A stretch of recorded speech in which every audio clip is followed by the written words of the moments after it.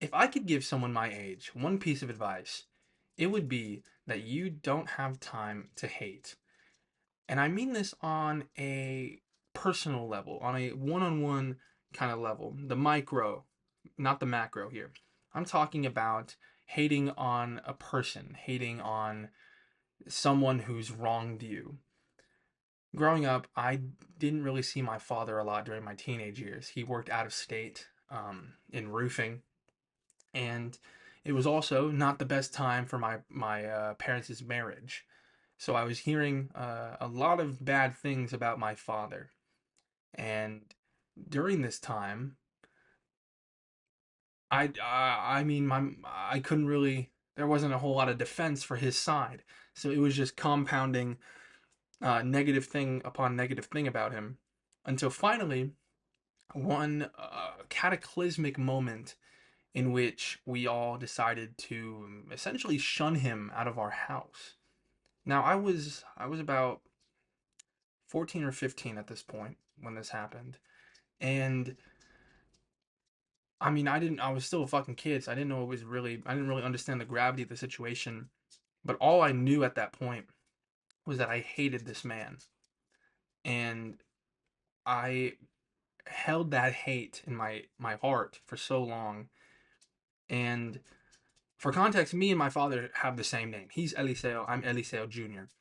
Now, in heated arguments, my family would refer to me by his name. Instead of EJ, they would call me Eliseo or Ellie. So not only was I already hating this man for what he had done, but I was also hating myself. And it was just a ball of emotions, right? Until one day, I was either I think I was 17. My father he comes home and he asks if he can talk with me. And I remember I was on the game with my friend. I was just blowing him off basically. Pause. I was like, I don't want to talk to this guy. I don't want to do anything with this guy. But a part of me knew I didn't want to live my life this way.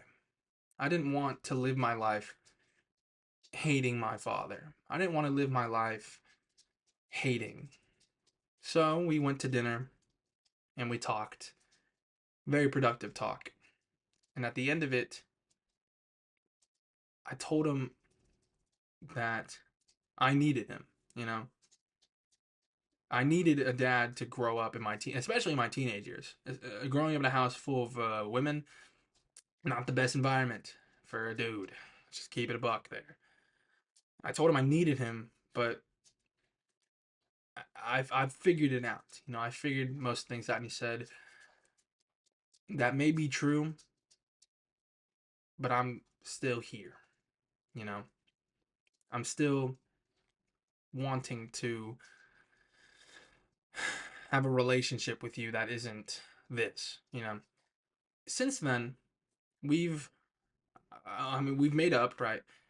Uh, I talk with my father almost every day now.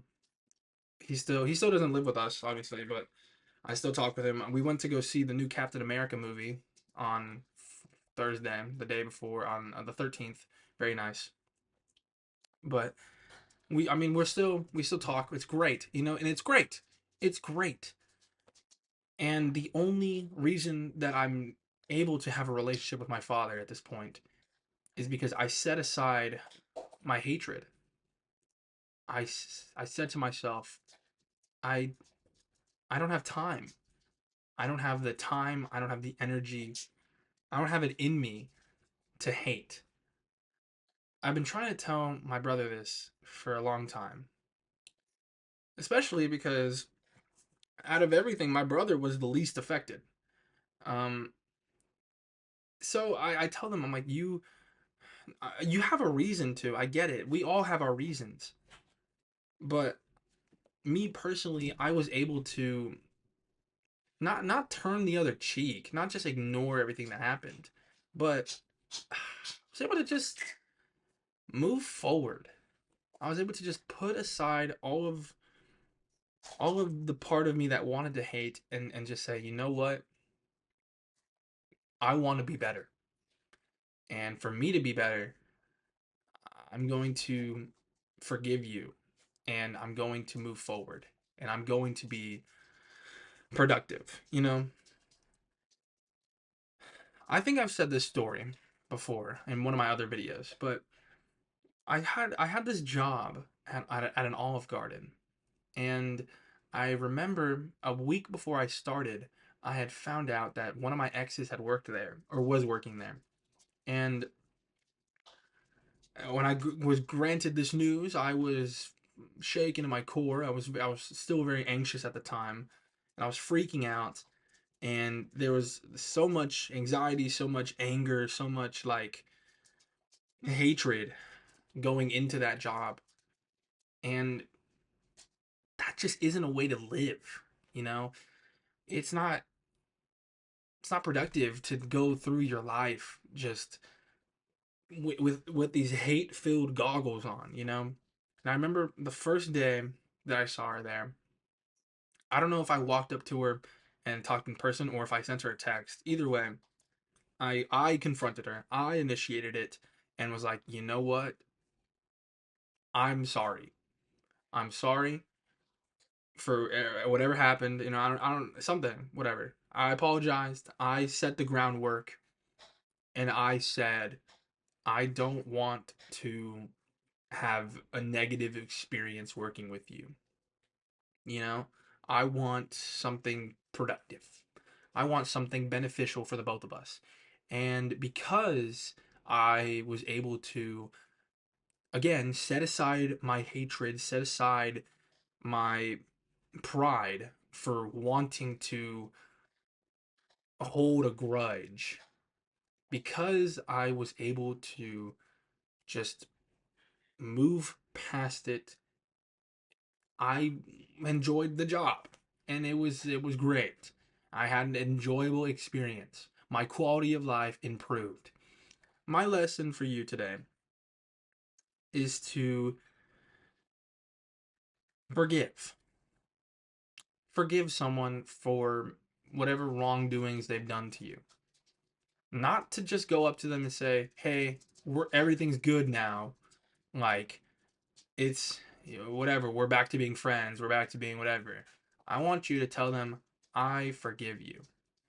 Not because you deserve this forgiveness, but because I do. Because it makes my life easier knowing that I am putting aside my grudges, I'm putting aside my hatred, and I'm forgiving you. It makes me feel better.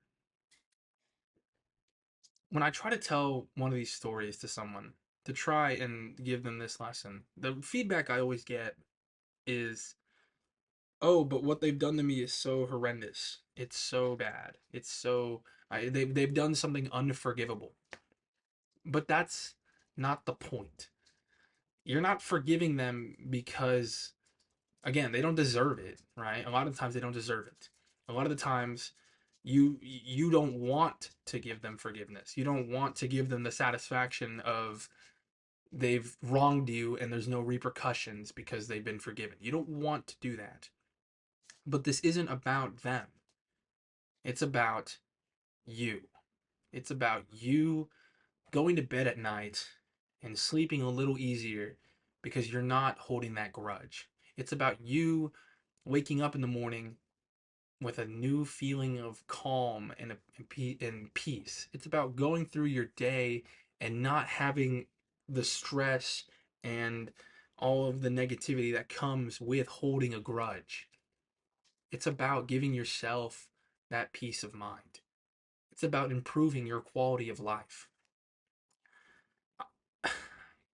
I've realized over the many years, the I say many, over the fucking like that past 5 years of my life, I've realized that when you just stop hating people,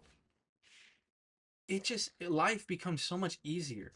And it's such a hard thing to do because negative emotions are not only natural, but they're easy. It's very easy to be nasty at someone or to be angry or to be hateful to someone. It's very easy to do that. What is not easy is standing your ground and saying, you know what? I don't want any problems. I'm tired of feeling this way. So I'm going to end whatever beef we have. That's hard. That takes effort, and that fucking takes effort, man. It takes effort. It takes heart. It takes heart to say, you know what? I'm done. I forgive you. You like because I need this. I need this. I don't know. When I forgive people and I put aside my grudges, not only do the relationships between us either improve or they just stop existing for the betterment of the both of us, but I just feel better. I feel like I I feel like I'm being mature. I feel like I'm setting boundaries and making sure that we're both like functioning adults. You know, it's very much an adult thing to just not be hateful, you know? But yeah, that's my challenge for you. That's my moral of today's episode. Stop hating people.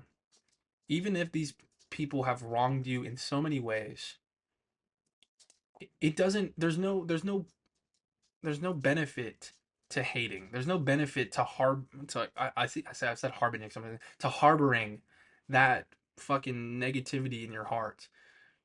There's no you don't win. There's no winning in hating someone, in holding that grudge. There's no winning. But there is winning in forgiving them, saying, "You know what? It's over. I'm done. I'm done holding this hate because if I do, I feel like shit all the time. I feel like a negative person all the time. And I'm choosing peace. I'm choosing happiness. I'm choosing myself." Thank you.